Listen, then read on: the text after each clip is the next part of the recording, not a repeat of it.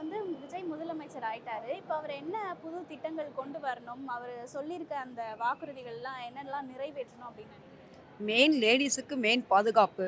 சரிங்களா? எங்கள மாரி கஷ்டப்படுறவங்களுக்கு இந்த மாரி மாசத்தொகையோ, இந்த ஃப்ரீ பஸ் அந்த மாரி விட்டாருன்னா, எங்களுக்கு அது ஒரு சந்தோஷமா இருக்கும். சரிங்களா?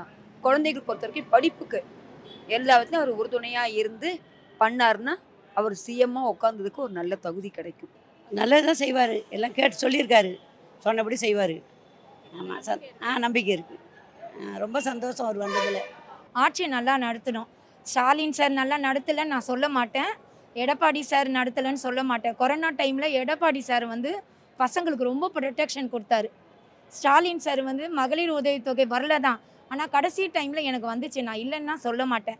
அதே போல் இவர் வந்து யங்ஸ்டர். நாங்கள்லாம் வந்து பட்டதாரி இல்லை. நான் என் கணவர் என் குழந்தைங்க தான் இப்போ முதல் பட்டதாரி.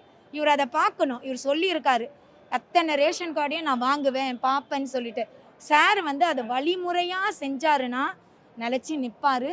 நெக்ஸ்ட்டு 5 வருஷம் கழித்து அவர் வர வாய்ப்பு இருக்குது.